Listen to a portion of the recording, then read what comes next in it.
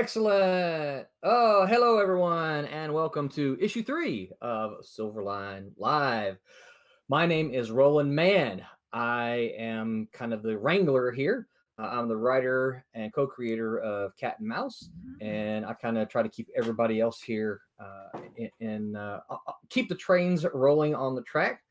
So we're going to do some introductions real quick. Just go. Yeah, there you go. Just kind of run down the line. I have a little murderer's row here. So first up on my murderer's row is Tim. Tim, who are you? Hey guys, I am Tim TK. I am the associate editor at SilverlineComics. I help run the website and facilitate some of Roland's additional brain space. I am currently running the craft series on the blog and helping with all the scheduling. Sweet. I'd actually muted myself. Excellent. Thank you, Tim. Thomas, who are you? Well, I'm Thomas Florimonte. Right now for Silverline, I'm doing inking a book called Trump for that Roland is writing. I've been an inker for a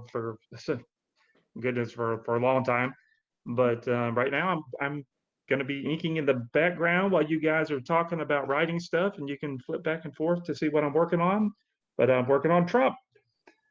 It's Trump with an S. Well, I said that last time, and then you said Trump, and then I'm like, okay, well, you changed the name of it. They're not working on the same book. Yes, yeah, it's one of those things that you got to stick that S on there, lest someone think it's about something that it's not. And of course, I'm kind of excited. We just kind of keep dropping this name, and then people are like, "What is that all about?" And so once we get closer, we'll be able to tell them a little bit. But it's science fiction, superhero kind of stuff. So that's what I'm doing. Yeah, excellent. Can't wait to watch what you're doing there, Tommy. I'm gonna flip it over there now. All right, Sid. And again, high tech. Google Hangouts doesn't give you a lot of tools to work with anymore. This is my Twitter handle anyway, Sidney_Williams. And I'm, again, Sidney Williams, writer for Silverline. Written a number of projects through the years. The upcoming things that we're excited about is a one-shot called Bloodline, based on an old short story of mine written with my buddy Robert Pettit. Originally appeared in the anthology Under the Fang. And we have an all-new project in the works called Friar Rush coming in the near future. So and Sid, you'll be excited to learn that Rebecca Winslow, who is coloring the project, just bombarded me with colored pages this week. So nice. Yeah, if my count is correct, we're down to one page before that book will be completely finished. So I'll book one. Book one, yes. Okay. Yeah, book one, yeah. No, cool, we're still. Cool. I reached out to John Martin, who's inking that, and he didn't give me an update on where he is on number 2, except to say that he still has his job and he hasn't had as much time to ink. So I congratulated him on still having a job, but so I'm not sure how much he's got. But what I wanted to do, if he's got any pages at all, we can go ahead and try to feed those to Rebecca, because I think like many in the U.S., I think she's finding herself at home with a little bit more time. So I'll follow up on that. But yeah, I'm excited. Cool. She's almost have finished. Yep. Excellent. So excellent. Yeah. Okay. Next up is. Okay. Can you hear me? The sound just cut out. Okay. My name is Brent Larson. I am the creator and writer of the comic Kayless, which is the second issue of which is available through Kickstarter for another few days. And I also write funny slogans, funny to me anyway, slogans on stickers, which you can get as part of the, what are they called? Stretch goals. So, yes, I can't hear you. You don't have to hear us. You just have to hear you. Oh, well, it doesn't help when I can't hear myself either. Anyway, how's that? You sound wonderful. Thank you. And you look wonderful on the screen, too. Thank you. I never get that from anyone. Huh. Okay, so I need you to put all those notes together because we're gonna come back to you here in just a bit, and you're gonna have to hard sell us Kayless because we're down to the final week for Kayless, right? I can do a hard sell. All right, good. Practicing. Excellent. And last on our list, but not least, is Barb Kaalberg. Barb, who are you? Hi there. I am fine. I'm an inker. I've been an inker for 30 years. I've recently taught myself coloring. So that's a brand new project, and I've got plenty of time to work on that because I am retired from the Muggle world now.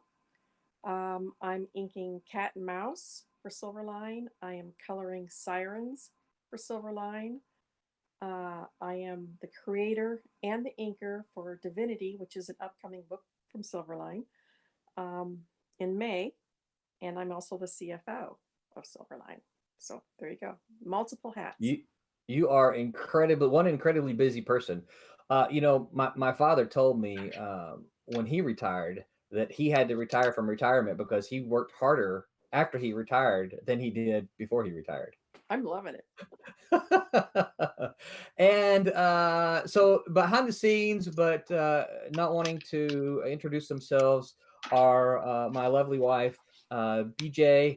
BJ, you can at least say hello to everybody. BJ. Hello, everybody. She is going to be responding to the chats on Twitter, Twitch, and YouTube, and she's going to alert us to let us know that you've got some questions. So please, if you got questions, let us know. Also, at the very end of our stream, we're going to figure out somebody's going to win a copy of Kayless, and if I can social distance and get to Brent, we may get an autograph for you. I'm not going to promise the autograph because we're in weird times, but if we can, then we'll do that. But we'll definitely send you out a copy of Kayless #1 so that so some lucky listener will get that. Speaking of weird times, how you feeling, COVID Tim? I am feeling well and recovered. I'm officially out of quarantine, and now we're just in state-ordered social distancing, so I got to leave quarantine to stay at home. That's good. That's good. So, as far as you and COVID itself, I mean, are you back to normal? Are you still running a little bit of fever? Talk. As far for me anyway, you're the only person that I know that has COVID. So I'm very interested in kind of your experience, as I assume probably a lot of people are. Yeah, I'm fully recovered at this point. It seems to have run its course in about 5 to 6 days. And that was after developing symptoms 5 days after exposure. So it's a whole weird lifespan of it. But yeah, I'm lucky enough to be young and healthy, being an amateur strength athlete. So recovery is pretty quick for me, and I'm feeling just as good as I was beforehand. That's good to hear. So, seeing as to how you had it, do you have any sage words of advice for those who are still, thinking, I'm not going to worry about social distancing. This is all just a mess. Do you have anything to suggest to anybody, or? It's probably don't get it, right? Stay in your dang home. I was thinking about it, but you talked me right the heck out of it. Yeah, you're not selling it very good. We don't really want to get it. You're gonna have to talk us into it, like the comics. Talk. The hard sell. Yeah, the hard sell. There's little people out there who think it's a hoax. Yeah, that's amazing. Yeah, they're dead now. So yeah. I mean, so to put it into perspective. Yeah, so we don't have to worry about those guys. Right. Well, to put it into perspective, I am for maybe the youngest person here. In my mid-20s, I also spend 2 hours a day in the gym, 5 days a week. I compete at a high semi-professional level of strength sports. So my body is designed for high endurance and carrying more than 400, 500 pounds on it at a time. Me too. So you're fit. You're fit, is what you're saying. And that knocked me out for about a week. Oh boy. Wow. Okay. So yeah. So for someone like me who doesn't quite, I can't quite keep up with all of the stuff that you've done, and I only do about half of what you do, really. You know. Sure. Sure. Yeah. No words from you, BJ. You're muted. So, yeah, this would be something that I would have to really be concerned about, right?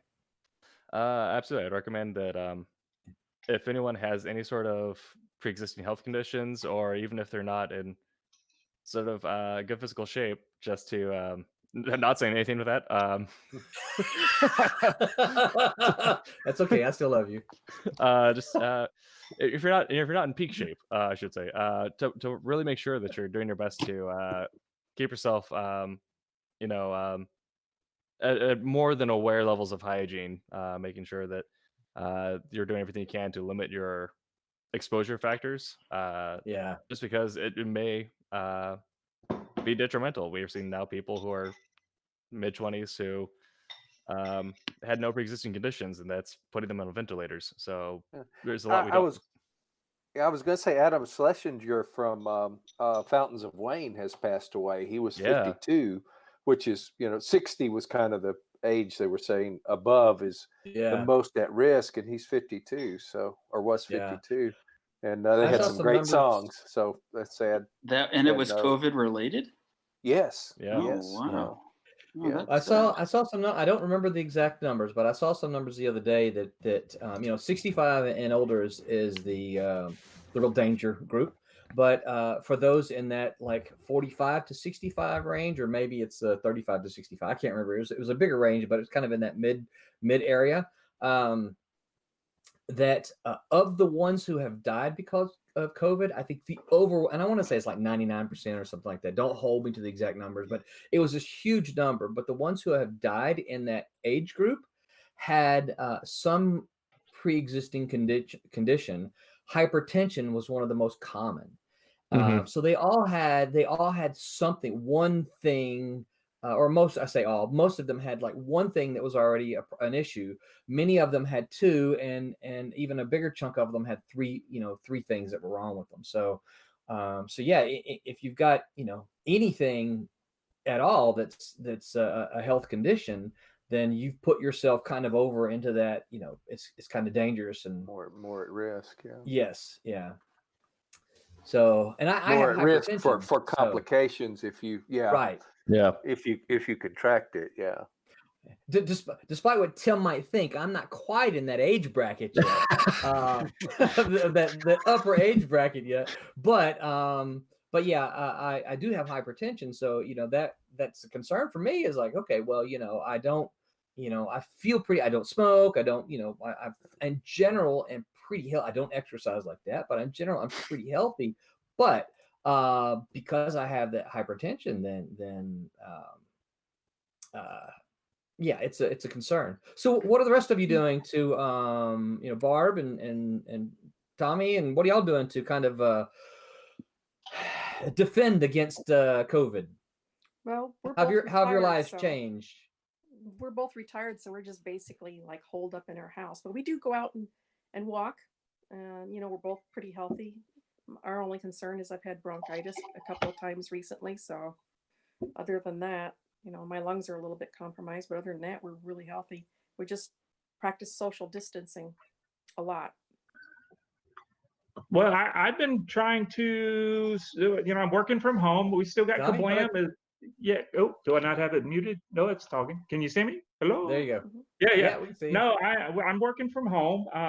We're still got Kablam digital printing going, the printer stuff. So we are still taking orders. We're on, you're supposed to stay at home, but we're kind of in that gray area where, the orders are coming in slow. So, I ran over there yesterday, printed a few, just to make sure that we're not getting behind on what's there. And, but besides that, my wife, she works for the Mouse. And so she's working from home, and we got out and walked around our neighborhood. We went on about an hour bike ride today because we do mountain bike riding, but all the mountain bike trails are closed down, so you can't go anywhere.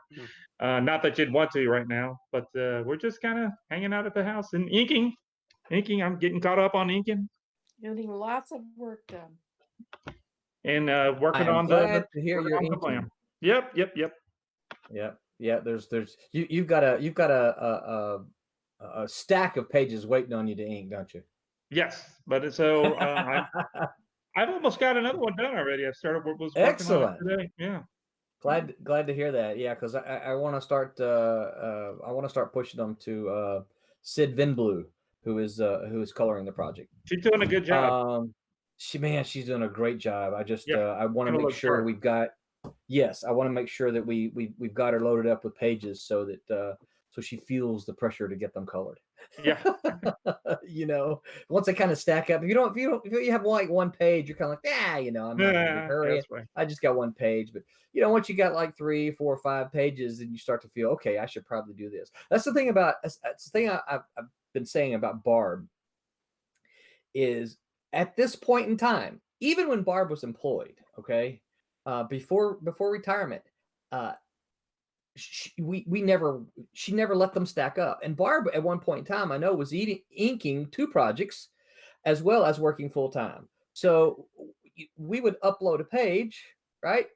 And within a few days, and I'm not going to say she immediately turned it around, but within a few days, there was another upload, and this time it was the inked page, and this was just for ours. I know she was doing the same thing for the other project that she was working on, which is why I'm glad we were able to find some coloring that Barb was doing, or that Barb was willing to do, so that we can stack. And I've got you a long stack for those, don't I?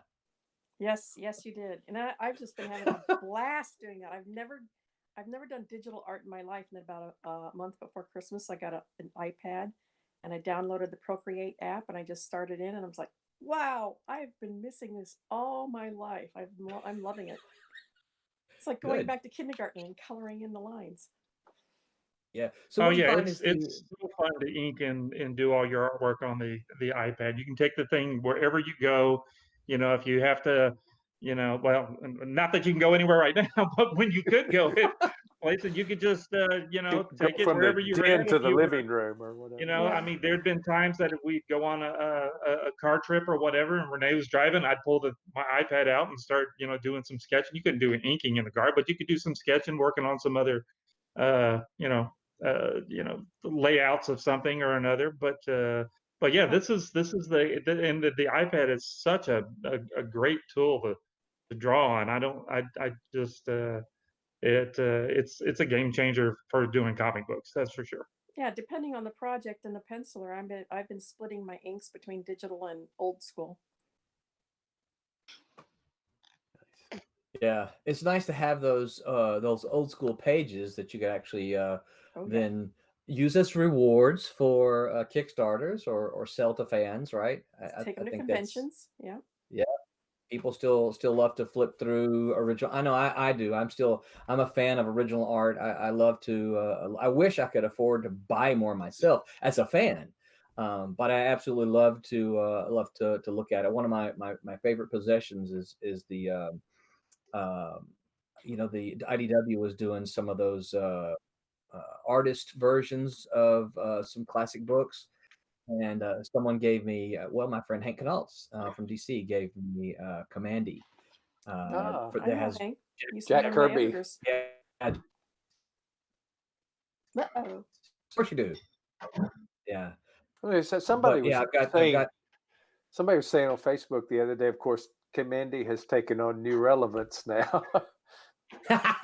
Yeah, the last boy on Earth. Yeah. Well, let's hope not. Optimism, yay! You think about the things that are going on now. Commandy had like Talking Tigers and all that, and what is it? Tiger King is hot on Netflix, and the world is in a state of flux. So we're not too far removed from the Commandy universe there. Yeah. Yes, I've seen Walking Dead off of my Netflix want to list.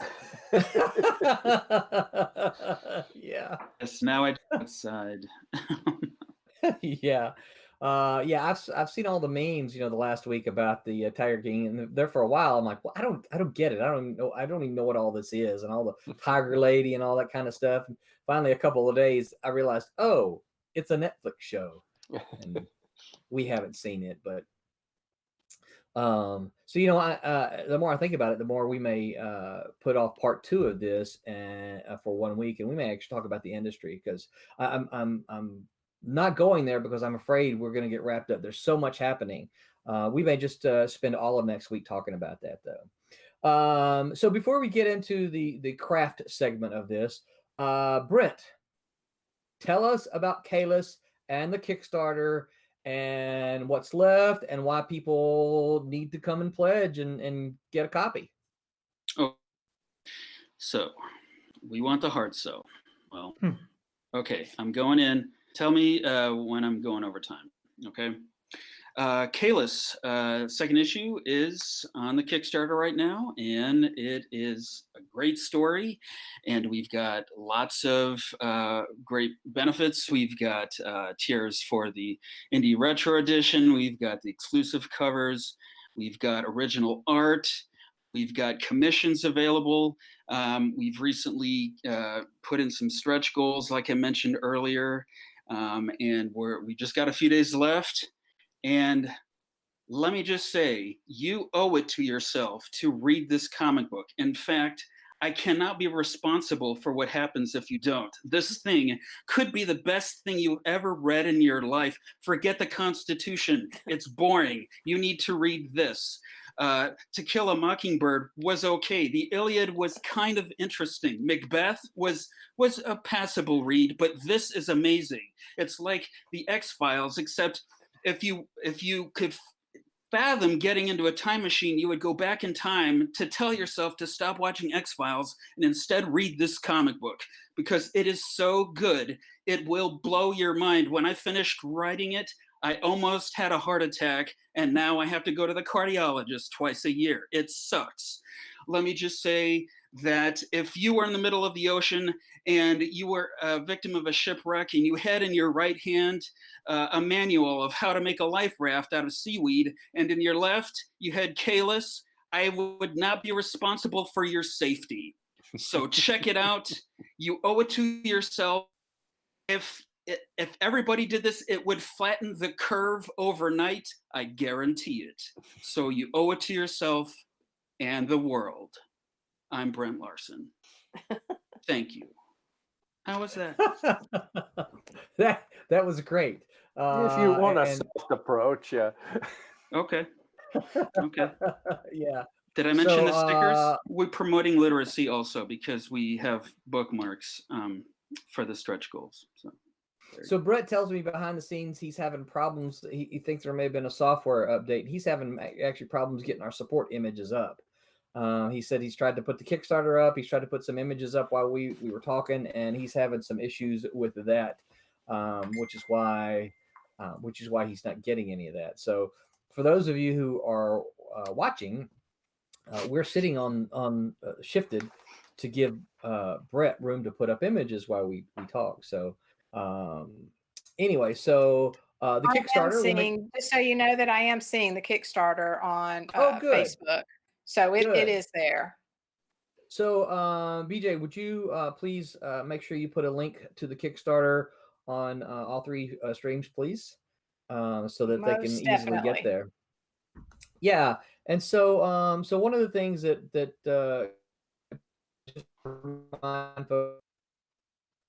through is that original art pages left.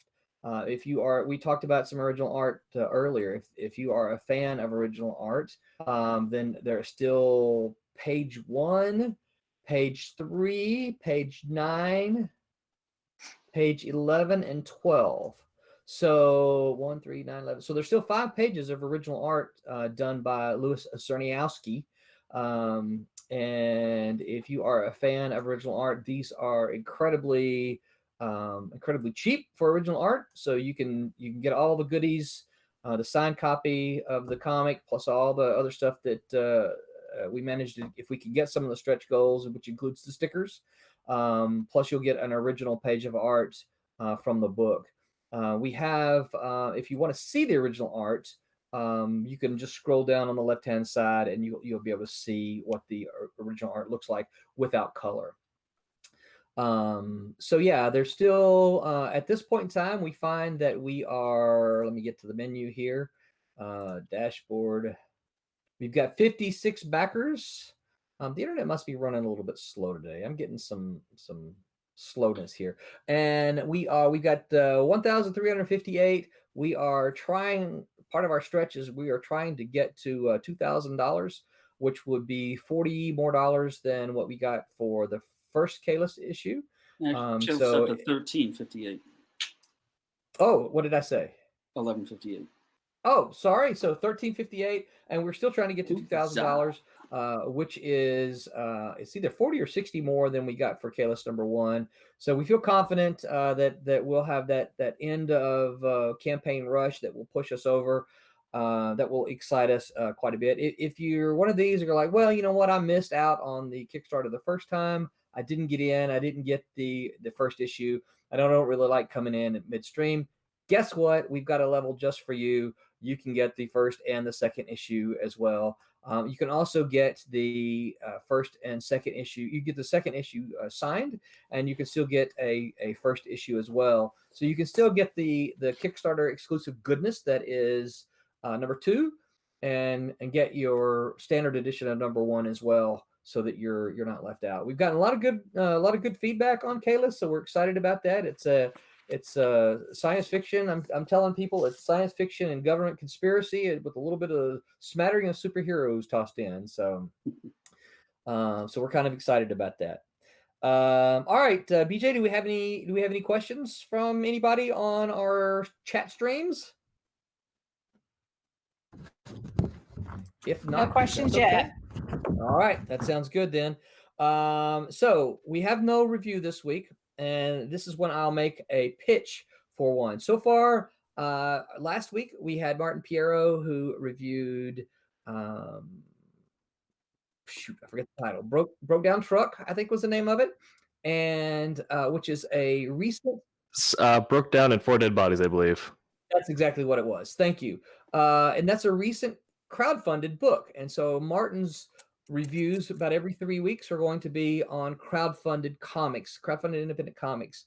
Next week we should get Wayne Hall to do a review on independent comics, just things that you can pick up in the store that he can have. So I'm looking for someone who is interested in reviewing classic indie comics, and really anything from the 90s, the 80s. When I think classic indie comics, I think of the 80s. That was kind of when I was really interested in indies. So Comico and First and Now and Pacific and a lot of those companies. So I'm looking for someone who wants to step up and do a review of classic indie comics about every 3 weeks. So if you're interested in that, if that's something that you think that you would do, no, I don't have the comics, and no, I'm not going to send them to you. So this is going to be something you're either going to have to already have, or you're going to be willing to, go diving in the cheap boxes for where you can find many of those. But I am still looking for someone to do that. So if you are interested, please drop me a line, and we can talk. And at this point in our stream, this would be the point where I would talk about our sponsor, but we still have no sponsor. Still working on it. Still trying to prove our stream to them. I'm still hopeful. Still fingers crossed. I know Tommy's not saying anything this time, but yeah, I hope that we'll. Thomas says I told you who to talk to. It's a company that. Yeah, okay. So I've got kind of a verbal yes from these folks, and it's a company that I love dearly. So hopefully within the next week or two we will actually get us a sponsor, and so I'm excited about that. All right, so now for the meat of this stream. And what we're going to do is we're going to talk, every week we're going to talk about, well, we may not do this next week. I'm thinking ahead of time. But, part of what we're trying to do here is talk about the craft of making comics. So far, we've only talked about writing stuff, but obviously this is only the 3rd issue. So we will eventually get to some art stuff. I've got to try to coordinate artists to make sure I get, all the inkers here on one day and all the pencilers here who can actually stream so that you can see it. So I've got to kind of juggle that a little bit.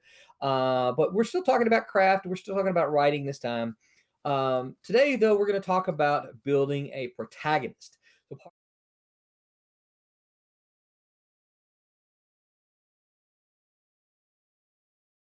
So I'm going to be shooting these questions at Brent, Sid, and Barb. And then this will be our part 1. And then part 2, John Medic, who is not with us today, who is the writer-creator of Sniper and Rook. And then myself will be fielding the same questions. So you guys ready? You ready to answer some questions about Protagonist? Ready. All right. I'll take that as a yes. So since Barb asked me not to start with her, Sid, I'm going to put you on the spot first, okay? So, so the first question to you, Sid, and the same question is going to be asked to all of you. What is the first thing you do as a creator when you're creating a protagonist? And then that's it, kind of in general. And then how did you use that, or what did you do to create the Friar Rush protagonist in specific? Take it away, Sid. I try to think about the protagonist that will be right for the particular story. I think when we talked a little bit about plotting last week, we talked about, of course, we want to see a character that undergoes some change in a story. And I think a story is more interesting if the problems inherent in the plot have specific ramifications on the hero that is going to be facing those challenges. So I always kind of look at the who the character is, and I try to imagine a little bit of maybe the character's backstory, if you will, to imagine who this person was before they entered the story that we're with them on. And with Jake McGlover, the sort of the narrator, protagonist of Friar Rush, he is a guy that has wanted to do good in the world, and actually was intended to be a priest at one time. And of course, Friar Rush is someone who preys on the clergy, men of the cloth, women of the cloth, if you will, and lures them into making bad decisions.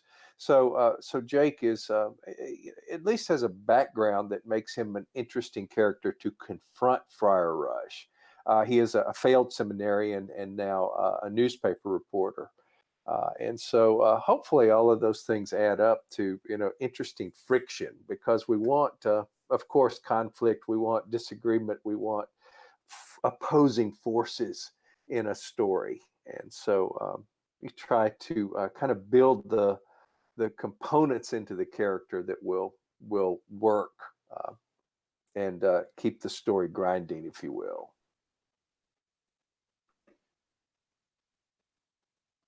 Very, very cool. Brent, what about you? Do I need to ask a question again? Please do, yes. Okay. So what's the first thing that you do when you create a protagonist? Now we know that you work in a lot of film, but when you're creating a protagonist for your story, what's the first thing you do normally? And then how did you do that, or how did you apply that to Kayless? Okay.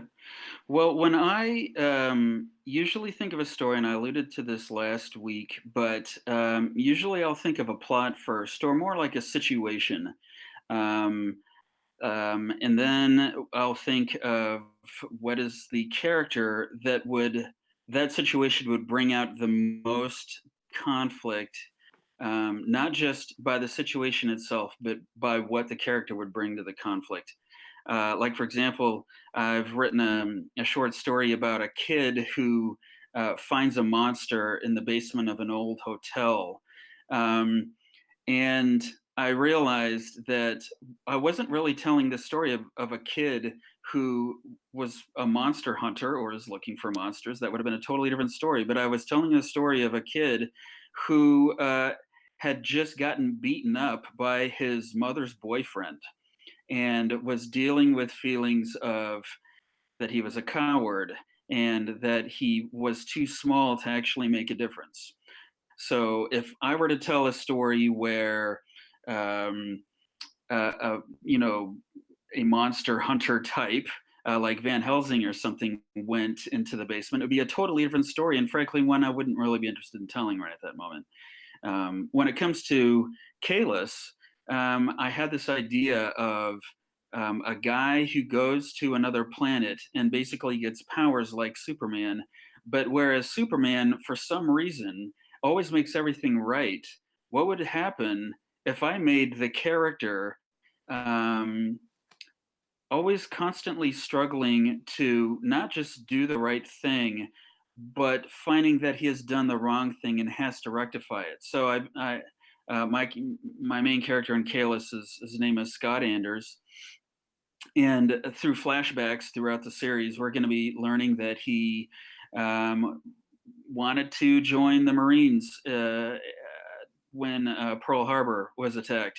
He just wanted to fight for his country. But because he had a particular skill set, he found himself on a different path that took him where he didn't want to go. And he kept trying to make things right, but then he would do something that would derail that, and he would have to get back on track. So if I had told the story with more of a classic comic booky kind of person, it would have been a totally different story, but it wouldn't have, the themes that I was trying to get across wouldn't really have been fleshed out as much. And so that's the direction I go. Theme plays a lot into it, I think, for me. Nice, very cool. And so Barb, what about you? I know that I mean, you're not necessarily a quote unquote a writer, but you created Divinity. So Divinity. yep, as your thought process, what's the first thing you did when you were creating Divinity? What went into your brain to create her? You can't have a protagonist unless there's a conflict. And your protagonist has to have a conflict. He has to have a conflict that he's able to, or he or she is able to handle, has the ability to tackle the problem, and it has to have a reason to tackle the problem. I mean, if your protagonist isn't interested in the conflict, then there's no reason to tell the story. They have to have something at stake in the conflict. And as far as Divinity is concerned, I have two protagonists. Now, traditional writing says, oh, no, you should only have one protagonist. Two protagonists is a no-no. But we've got Starsky and Hutch. We have Woody and Buzz. We've got Thelma and Louise and Dean and Sam Winchester. I mean, so two protagonists can work. We've got Zachariah Gray, a 26-year-old Marine, and his little sister, 11-year-old sister, Vinny. Those are our two protagonists. When I developed Zach, I actually based the concept of him on my son. My son's a soldier, not a Marine. He's in the Air Force, Air Force Guard full-time. He's been doing that for 16 years. He's a master sergeant. And he's been deployed 7 times, 5 times in theater. So I have a hero that I can actually talk to, and he inspires me. That's very cool. Don't get emotional on us now. Oh, I'm not. I couldn't hear you. Okay. Okay. Dropped out. Yeah, it's no, it's actually very cool to have a real life character that you can use to fiction them up for the stories, but it is a cool. It's funny that you mentioned the dual protagonist, because that's actually one of the things that as part of my class, my day job when we're not sequestered. It's a big no-no. It's actually still my day job, but it's teaching. No, actually I don't teach that, but there are certain things you have to keep in mind when you have. I mean, obviously, I'm a big fan of ensemble cast. I mean, the Avengers, the Defenders, Justice League, Fantastic Four. These are all casts that have multiple characters, and so you don't have, it's not the Fantastic One, right? It's not the Avenger. It's the team. So that is something I won't chase down that go down that rabbit hole right now. As Tim can attest, I'm very good at chasing rabbits down holes, but we won't do that. We'll try to stay focused here. And we do have a tertiary protagonist in my story. And that's Olivia. She comes into the story in issue number 2, and they become a threesome then, basically running around the world.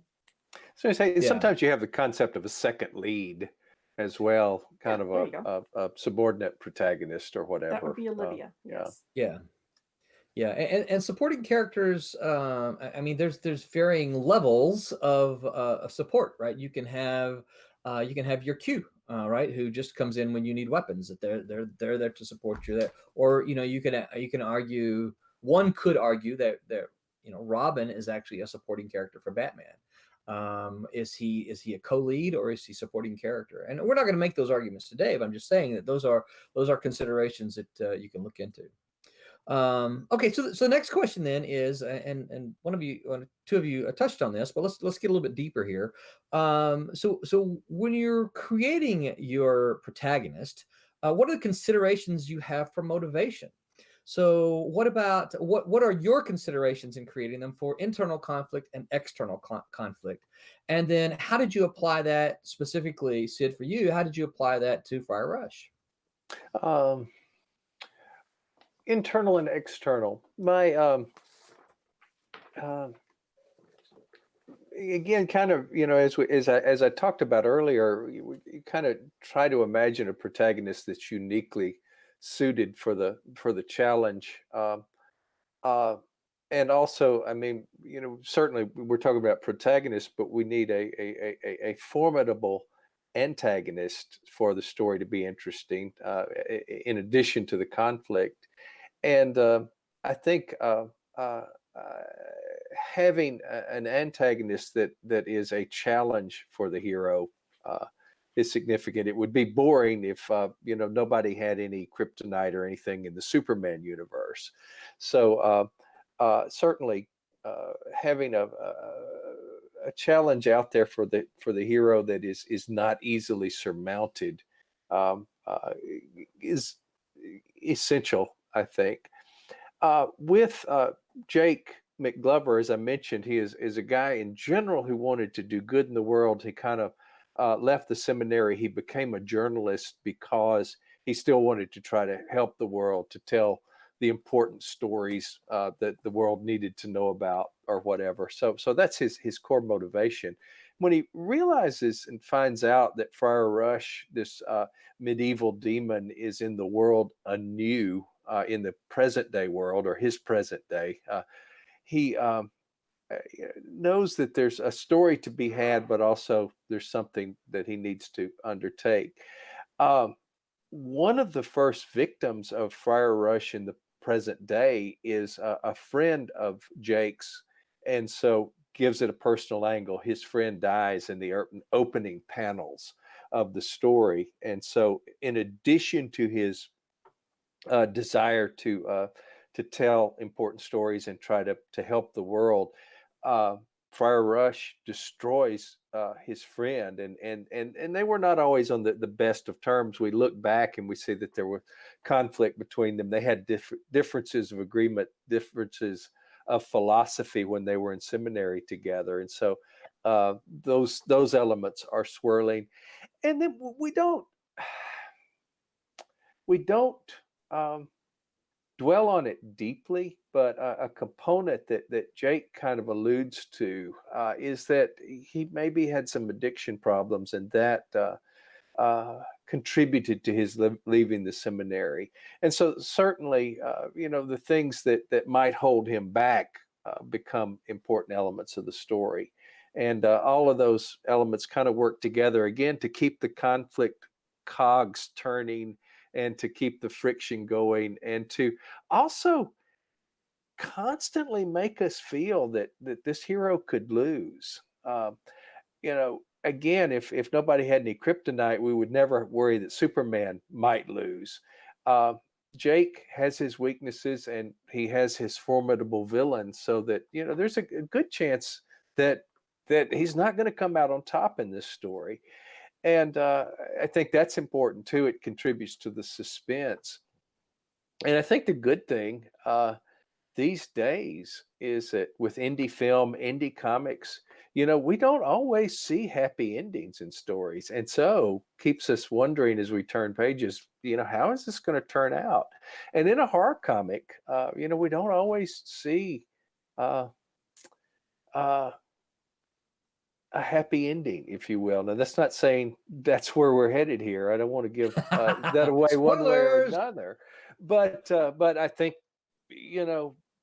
we are in kind of a good time for narrative, because maybe the hero's not going to win, and maybe the hero's not going to be to survive. Now, the writer has some work to do with any ending. We need to be prepared in Acts 1 and 2 for what happens in Act 3, if you will. And so if a story is going to have a tragic ending, that there's some circumstances that need to lead up to that. If a hero is going to succeed, maybe we'll see clues along those lines, and maybe we still will get some surprises. Yeah. And I've always argued that's one of the advantages of the indie companies. If no reader that I know ever believes that Marvel or DC is ever going to kill one of their characters. We hear Superman's dead. Nobody that I know, not just people in the industry anymore, but nobody that I know ever believes that. They're like, yeah, no, Superman's not going to die, right? No one believes that. But if Sid suggests, well, Friar Rush might die, you didn't, but you're like, Friar Rush might die. They're like, oh, really? I mean, it's very believable, because we can do it should we choose, because we're not corporately, that's Sid's decision. Sid, it's your puppy. You want to kill him, right? So it doesn't have to go through all these corporate rigmarole. Brent, what about you? What about your considerations for motivation for your protagonist, as far as internal and external conflict, and how did you apply that to Kayless? Well, I have, I've mentioned before, I've got more of a screenwriting background, and a lot of screenwriters look at it less as from an internal, external point of view, and more from a what does the character want and what does the character need. So that's kind of the duality that I work with. And in that case, as far as Kayless goes, what I wanted to do was to build into him this motivation to do the right thing. And his external motivation is to do the right thing, his quest to go back where he came from and fix these wrongs. And to be the hero that he always imagined that he was, is kind of his, I guess what you say is his external motivation. So a lot of the things that he's gearing his main quest in this series is kind of geared towards that. What his internal motivation, or what I would say what he needs, is to learn how to rest and realize that he can't control everything. And so as he continues to try to push towards this ultimate goal of getting what he wants, he's going to find himself going down some really dark places and doing things that he never would have imagined. And even as he's trying to tell himself that this is what he wants, this is what he needs to do, he's also going to be confronted with the idea that he is not all powerful. He doesn't know the best thing to do. I think that's something that every one of us deals with on some level or another. Human beings love to control things. They love to control their lives. They hate change. They think they know what's best for themselves. And ultimately, Scott is going to be confronted with the fact that he doesn't know best. And is going to have to ask himself, what is he going to do then? What is he willing to do or not do in order to basically get to the end of the quest. So yeah, nice. Yeah, so it's interesting that you talk about the difference in looking at it from the screenwriting perspective and how you shift over to considering it for comics as well. So Barb, what about you? As you're creating your protagonist for Divinity, what were your considerations for the internal and external conflict? One of the things we always talk about, and certainly in the class when we're talking about comic books, is you have to have a goal that and the conflict that can be drawn, right? Inner conflict is good in a novel, but if you just sit there and watch a character thinking, woe is me, woe is me, woe is my conflict, those are kind of boring to watch. So what were some of your considerations? I have a really good answer for that one. Vinny is 11 years old, so she's on the cusp of womanhood. She's a tweener, and if there's anything that's more visually good to portray, it's a tweener, because she's going to let all of her internal feelings flow. She's just lost her parents. She's got this mysterious ability to heal. She's confused. She's grieving. Now she's getting a brother back that they're 13 years apart in age. They barely know each other. Zach left for the military when she was 7 years old, so they really don't know each other. He's pretty much of a stranger to her, so she's conflicted. She's angry. She's going to lash out. She's going to say outrageous things. She's going to act outrageously, and she's afraid. She's terribly afraid. There are forces out there that are trying to manipulate her and hurt her or take her, that she doesn't understand why. So obviously this is going to lead to some very visually appealing exchanges in the book. So I don't have a problem with having the thinking man problem. As for Zach, internally, he just had to give up his dream. I mean, he had a dream of being in the military for the rest of his life. And then suddenly he loses his dad and his stepmom. And he's given a hardship discharge because he's the only relative left. And all of a sudden he's saddled with a little girl, but he really doesn't know. He's angry. He's frustrated. He's scared because all of a sudden he finds out that there are mysterious circumstances behind his parents' death, and there are people out to get their hands on his little sister. So he's being thrust into the role of parent, and he is completely unprepared. Olivia, she's stuck in a nowhere job, working construction. She used to be a Marine. She used to be somebody, a tough gal. And now suddenly she's holding a stop and go sign at a construction site. Totally bored, nowhere to go, when she gets a call from Zach. She doesn't know what she's getting herself into. So she has a lot of doubts as to how this whole thing is going to play out. So you've got three characters. They're all confused. They're trying to work their way through what the hell is going on, and why are these people after this little girl, and what exactly can she do, and what is the extent of her abilities.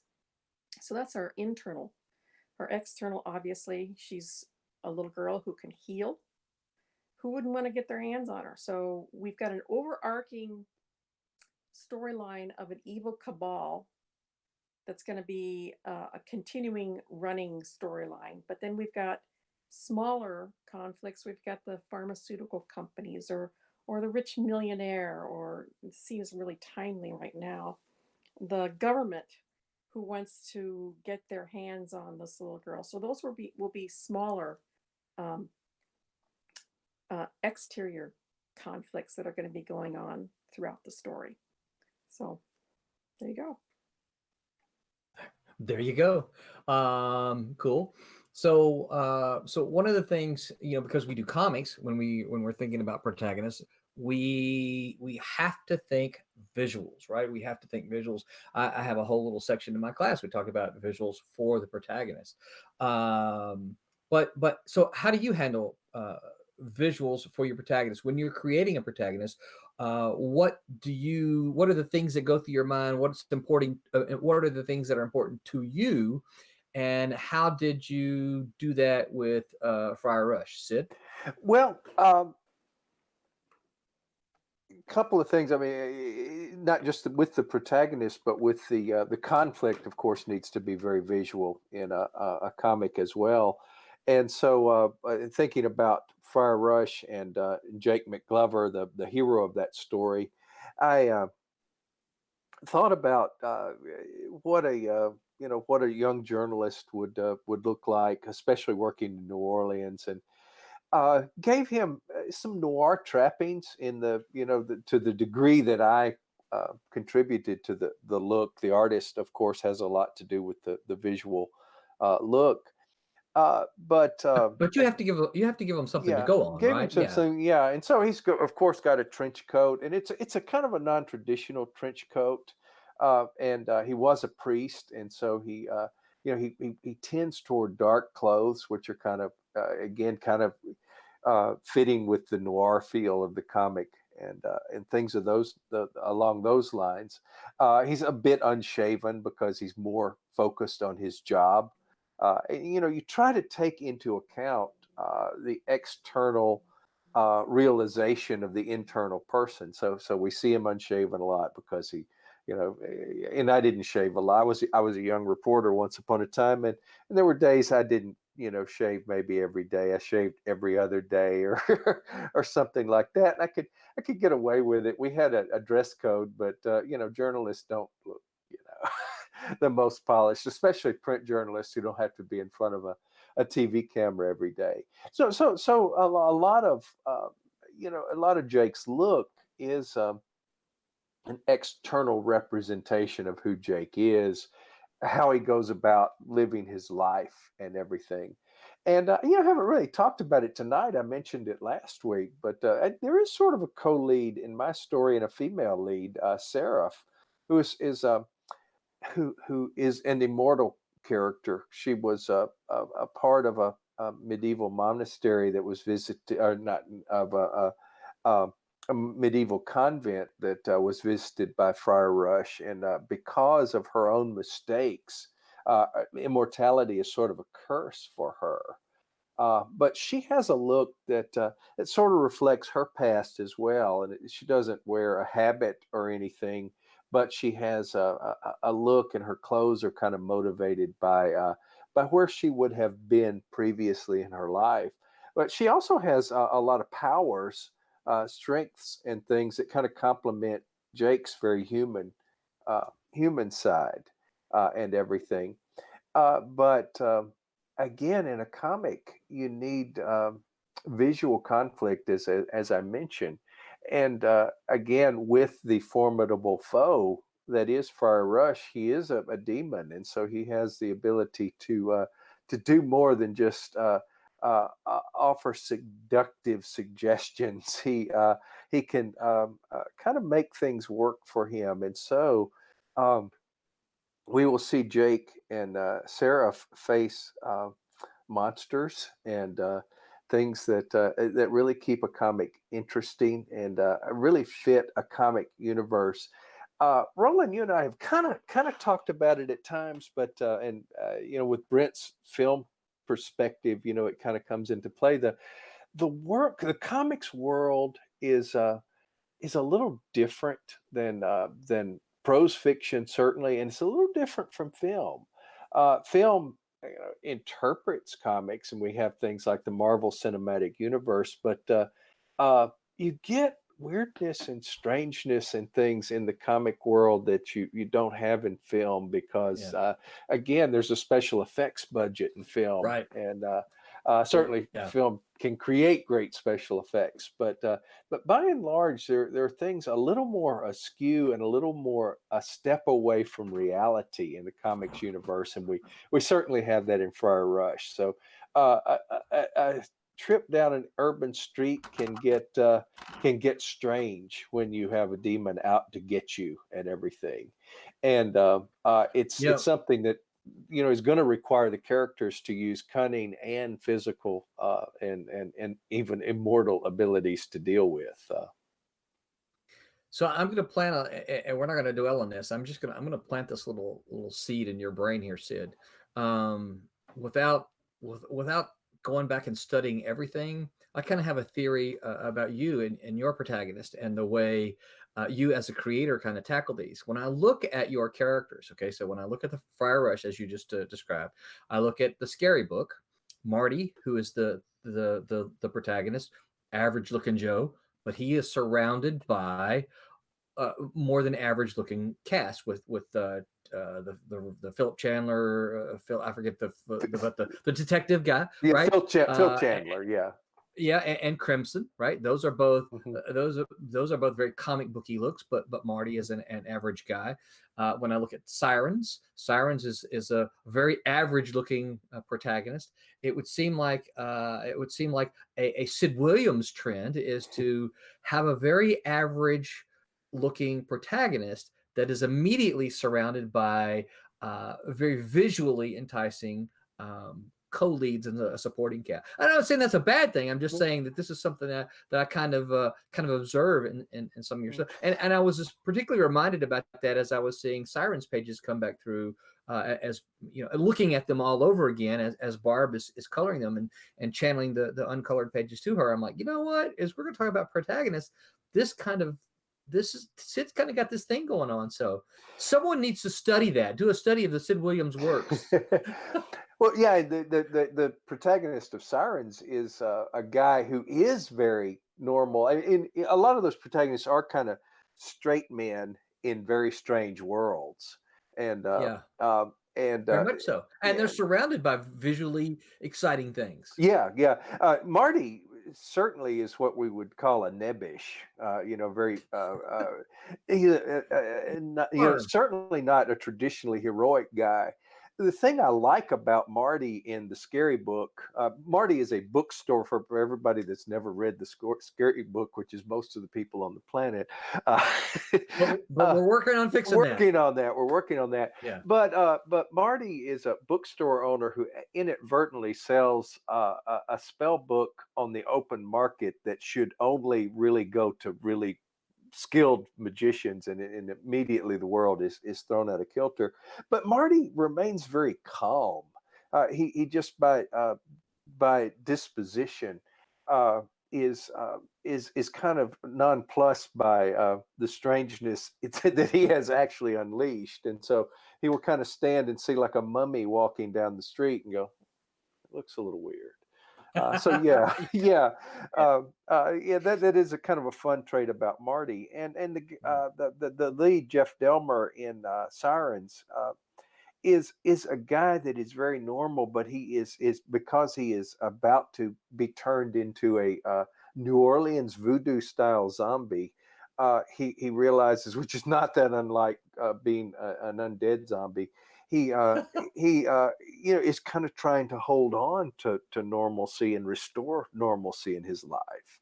But that is kind of a trend, I guess, and one of those things that you do without consciously thinking it. I don't think I ever sat down and go, okay, each of my worlds is going to have a normal guy that is surrounded by strangeness. I just kind of, like I said, I was gonna plant this tiny little seed in your brain to make you go, do I really do that? All right, so Brent, what about you? We're talking about the visuals here for your protagonist. How do you handle them? What do you think is important?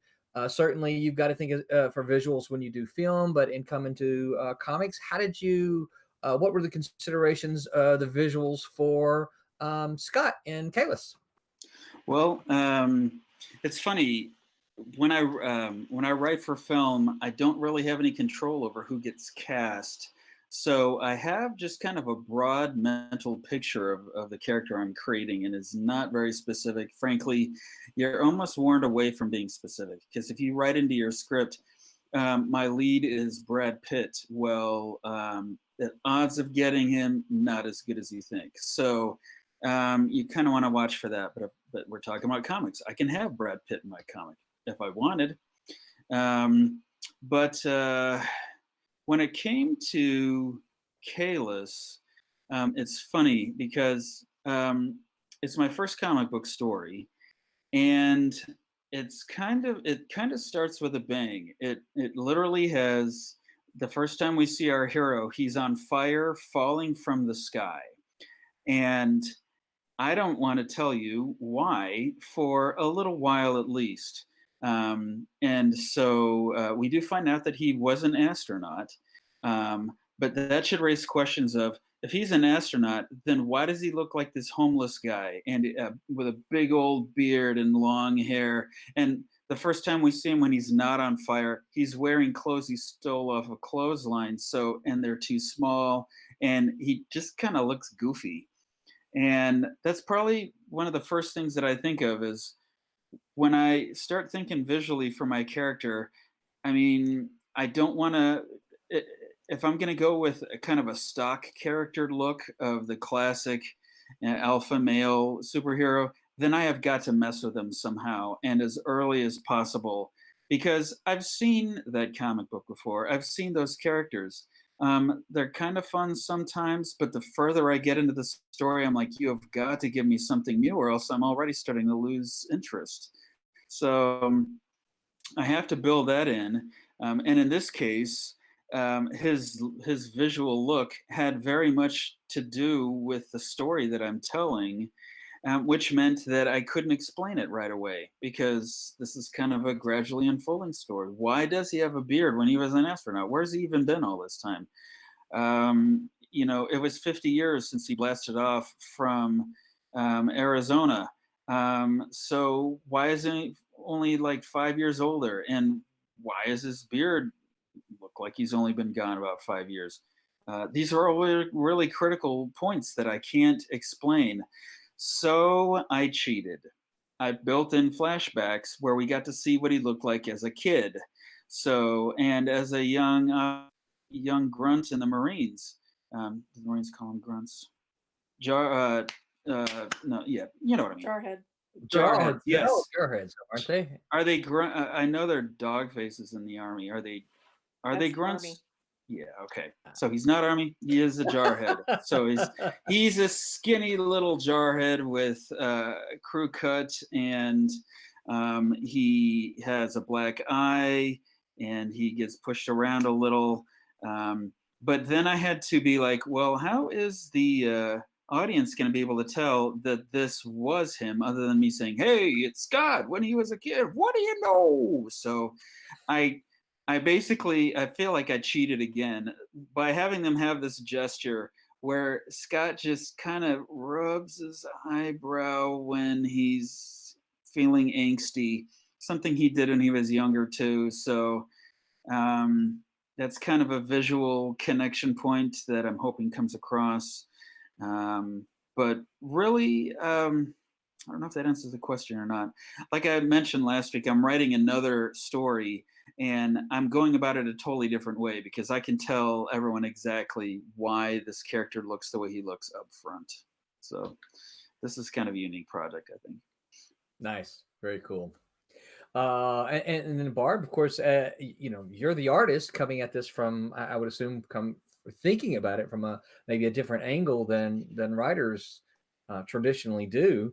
What about you? What was going through your brain as you were creating the visuals for Divinity? Well, I think I mentioned this last week. I actually dreamt the whole plot and the characters of Zach and Vinny. And so they just kind of sprang fully formed in my head.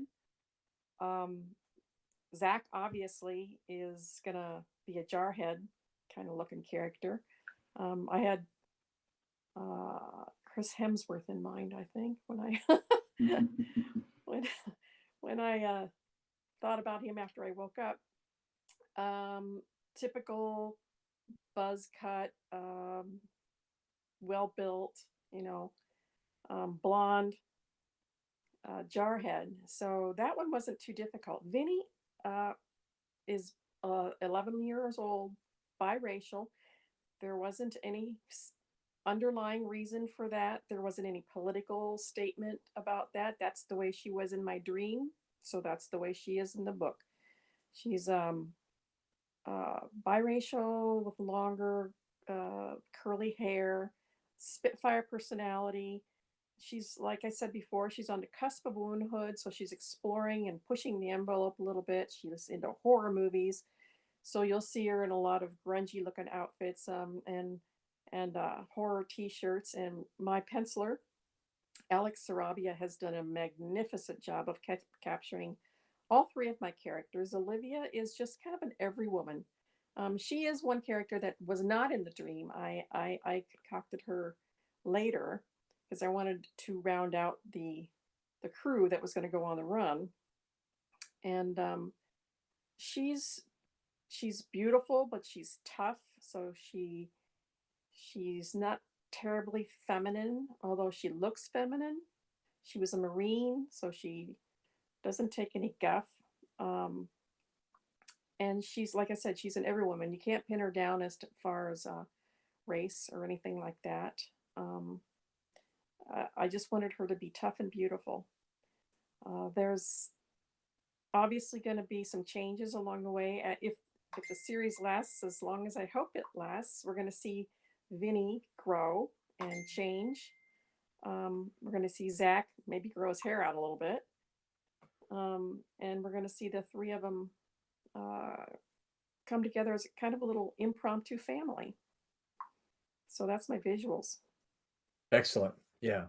And I think one of the things I like about kind of having a little panel here is that we get, the creation process. I teach in school. I teach creative writing, and while we expect students to learn this, there are things about storytelling that they need to know. The creation process in and of itself is always different. So I always think it's good to hear different creators talk about different things, and hopefully, if there are young creators listening to us, they might hear Brent and say, "Well, I don't really do it that way," but they listen to you and say, "You know what? I think that would work for me." So this is one of the reasons I kind of like what we've got here is that we've got the different voices that says this is my process. We're all ultimately we're still all creating the protagonist. We're still making. Creating the visuals, creating the conflict and the motivation, but the process about how to do it is a little bit different. So what will probably be our last question for tonight? I'm gonna go back to you, Sid, and we're gonna go that way again. Next week, though, Barb, you're gonna be first on the list. Oh no, that next week, no, you won't. The week after that, then the next time you're up, Barb, you're gonna be first. I think we figured out the reason I'm seeing everybody here is it's in alphabetical order. Okay, but anyway, so the probably be the last question here. We talk about problems and issues, and I think it was Sid mentioned earlier kryptonite with Superman, and one of the things that I hear from my students often is they find Superman boring because he's so powerful he has no weaknesses. So my question for you then is, my statement, I guess I'm gonna start with a statement, and assuming that you agree with the statement, is that the statement is the protagonist can't be perfect. So how do you give your protagonist problems and issues, and how did you do that for the project you're working on? So Sid, how did you do that for Friar Rush? Friar Rush, I again kind of looking at the backstory of the protagonist, thinking about who he is. The notions of his flaws sort of emerged. I knew he would not be, a guy who had gotten everything he wanted in life, and kind of rechanneled his energy into being a journalist. And so his problems kind of grew out of that, just grew out of him not being exactly where he wanted and having failed at some things. We learn more. We always say we learn more from our failures than we do our successes. And I think that's very true for Jake McGlover, the hero of Friar Rush, is that, not becoming a priest kind of shaped who he is and shaped and put him in the right place to be the guy that investigates this reappearance of the figure Friar Rush again, who is a figure of medieval legend and tales from the 1400s and everything. And often it is, looking at, kind of thinking about who would we said it last week, I guess. I am not Jake McGlover, but he's kind of who I might be if I had, wanted a few different things and wanted to be what he wanted to be and everything. It's kind of an empathy, feeling and empathy for a character. You have to it's kind of, being a writer, it's kind of a dichotomy there. You feel empathy for your character, and yet you also have to be willing to put them through terrible paces and throw terrible things at them. Yeah. Sid, you probably remember this from teaching, but one of the things that I see students doing, or maybe I should say one of the things I don't see them doing, is putting their characters to the ringers. It's almost like they're afraid to be too mean to their protagonist. And I'm like, yeah, it's a fictional character. You made them up. It's okay.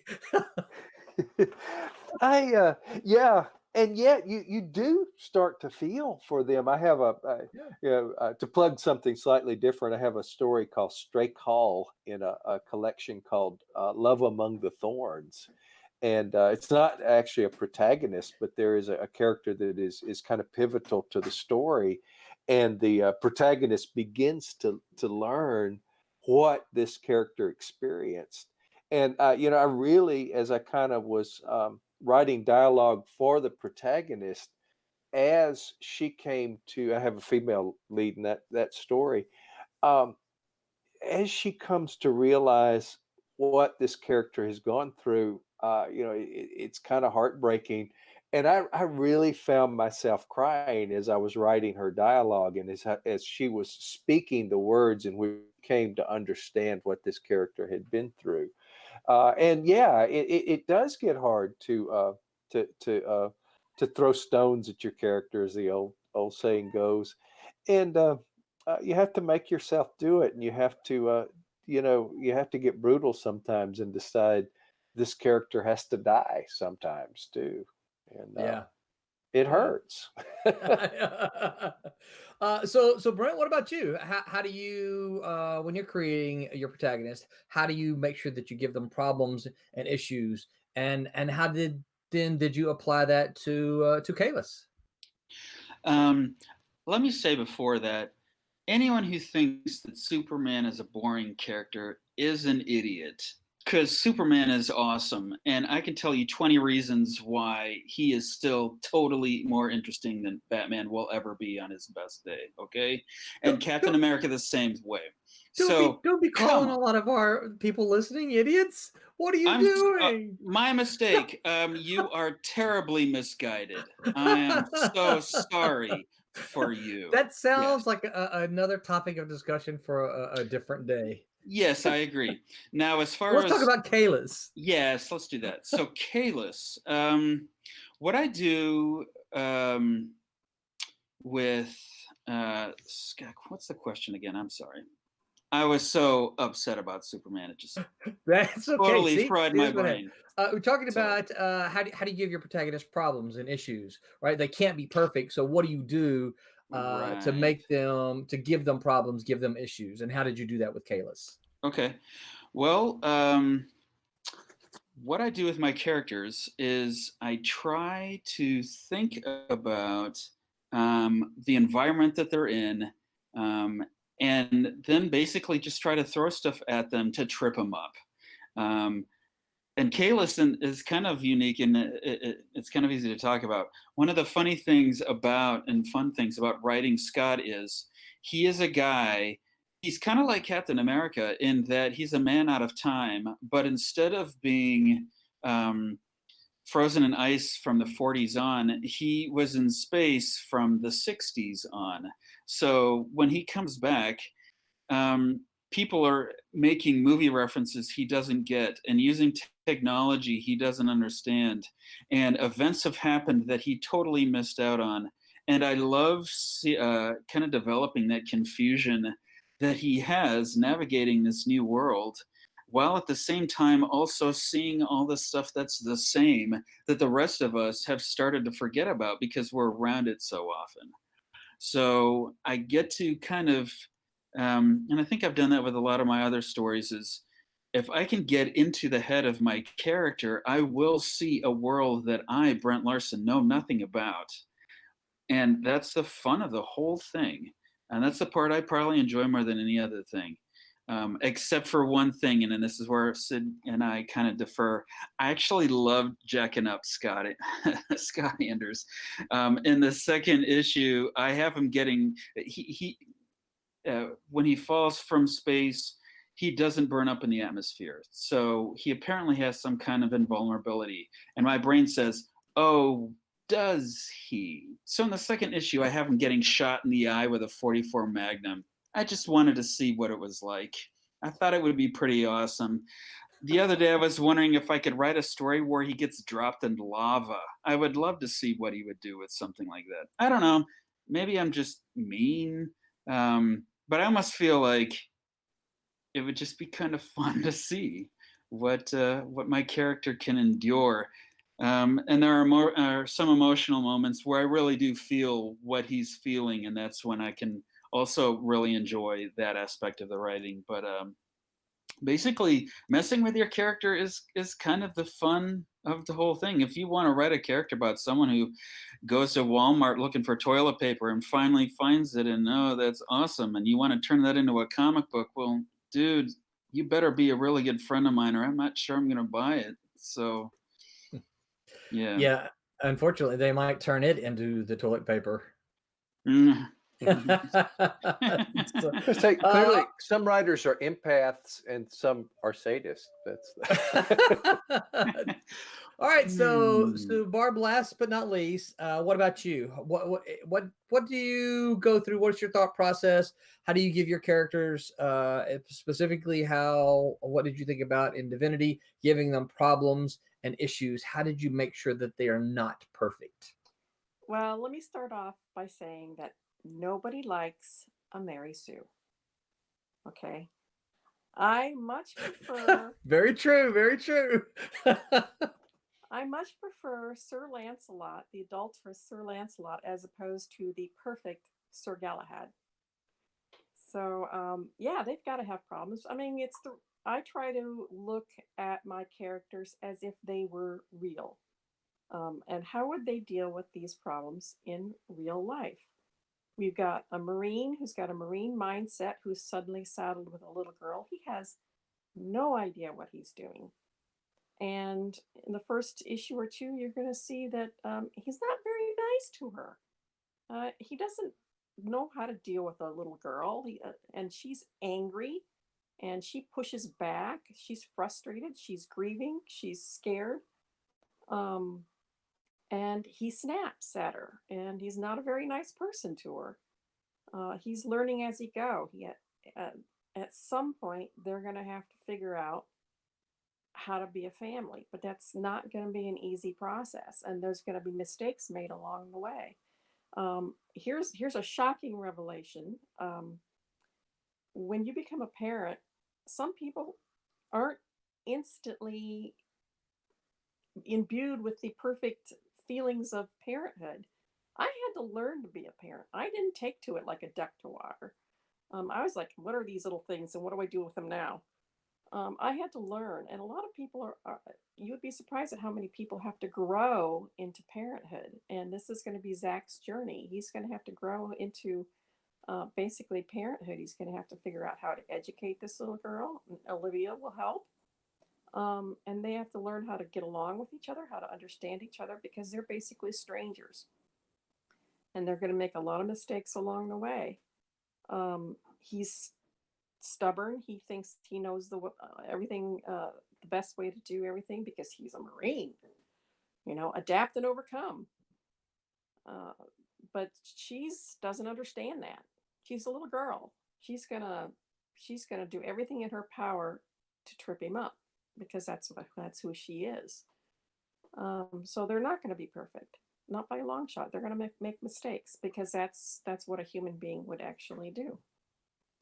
But it's a journey. That's the whole underlying theme of the book. It's not only just the action and the adventure and the danger and the bad guys after Vinny for her powers. It's about Vinny learning about her powers and the extent to what she's capable of doing, and the extent of what she will be willing to do. And it's about these three people becoming a family. So that's my take on it. Very cool. Well, all right. If I'm reading my clock right, it looks like it's 10:25 Eastern here. So that's a good place to kind of wind it down. BJ, how's chat look? We got anybody asking us any important questions that they need to have answered about Protagonist or comics or anything like that? How's chat looking? No questions at this time. I think they're just listening and learning, because they have made comments that they've been enjoying what everyone's sharing. Good. I'm glad to hear that. Okay, so right now we're planning on doing part 2 of the Protagonist craft section or segment next week. Because of all the stuff happening in the industry, we may delay that by 1 week and just have a session next week where we talk about all the things that are kind of going on with COVID and stuff. I don't know. We'll kind of talk about it as a group and see. Regardless, you should all come and listen to us, because I'm sure we'll have insightful things to say. So anyway, so make sure you tune in next week. So we talked about the giveaway. So here's one of the things we're going to do about the giveaway. The last week we did it kind of on the spot, but this week we're going to do it a little different. And what I'm going to do is I'm actually going to no, we'll do this before everybody closes. So here's the giveaway this time. Here's how you have to be a part of it. So I know that a lot of our views are coming not necessarily from live. Some of you just can't be here at 9 p.m. on Eastern. Because you've got other, obligations that you just can't be here. So some of you listen to us tomorrow or the next day or Friday or whatever. So here's the deal. If you're listening to this even a few days later, now if you're listening to this in 2021, sorry, that opportunity, that ship has sailed. So if you will, but email us and let us know how things turned out. Well, you can still leave a comment on the hopefully on the if you're seeing this in 2021, send messages back. Yeah, well, let us know what we need to do to recover. Yeah, find us in the Thunderdome. That's right. Yes. So here's the deal. You need to, in order to be eligible to win a copy of Kayless #1, hopefully we'll try to get it signed by Brent. Brent and I are geographically fairly close, so we might be able to work something out here. You need to share the Kickstarter on Facebook or on Twitter. And you also need to make sure that on Facebook you tag us, tag SilverlineComics, or on Twitter you tag SilverlineComics so that we'll know you did it, right? And you need to do this before Sunday night, midnight Eastern time. And what we'll do is we're just going to go back and look to see all of the tweets with us tagged with the Kickstarter and all of the shares on Facebook. And what we'll do is we'll put all of those names into a randomizer and come up with a name.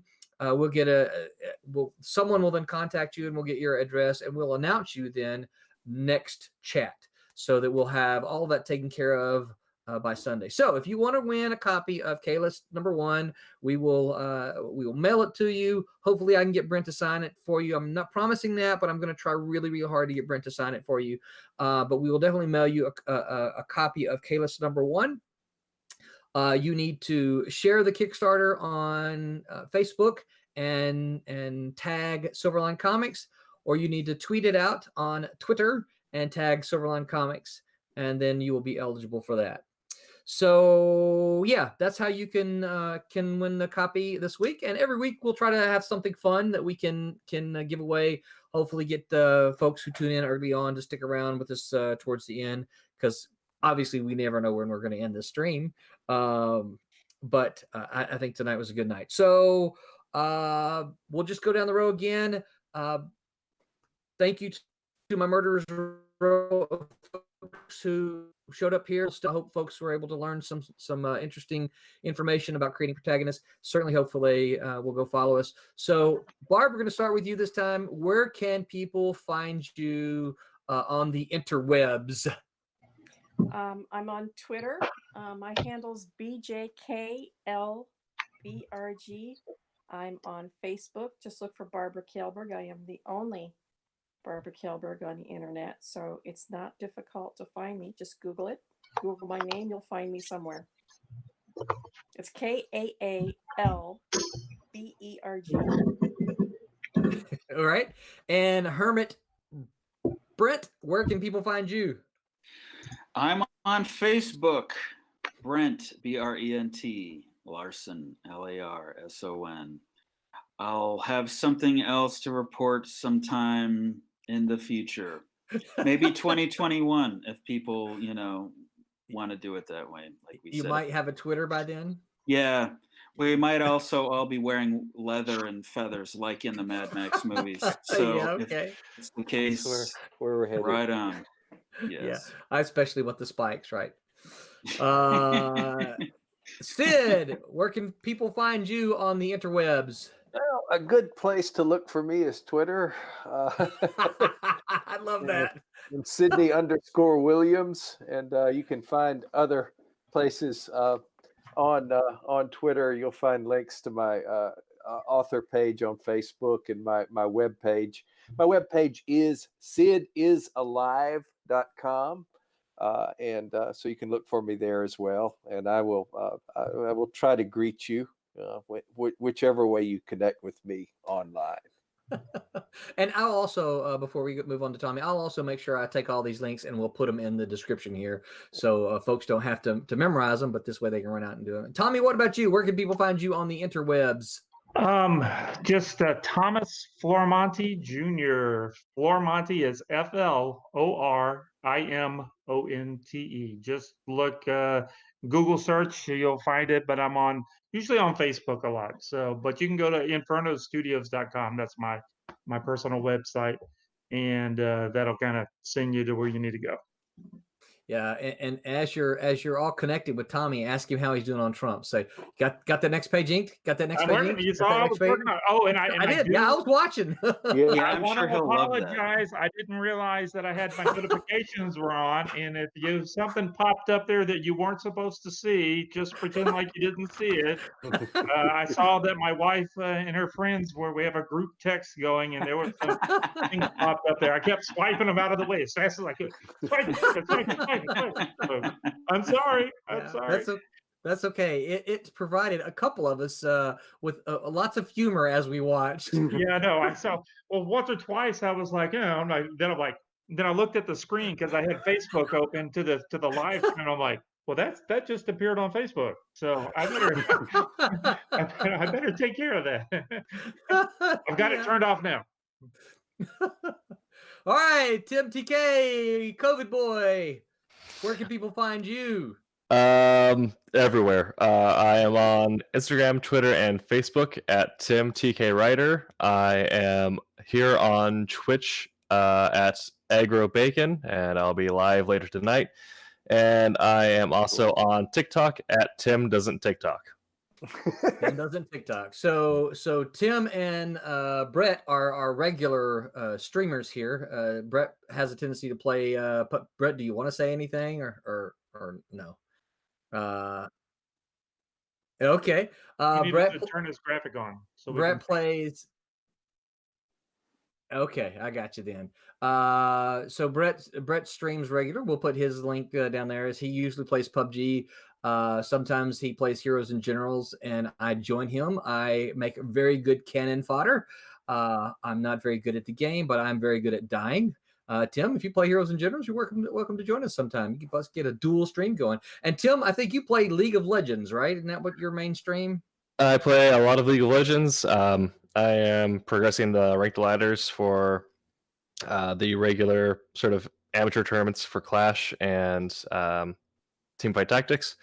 I also stream now Call of Duty and all of the endless games by Avalanche Studios. I'm thinking I might need to come up with some more stuff for you. Yeah. I'll take it. Just kidding, Tim. All right. Yeah.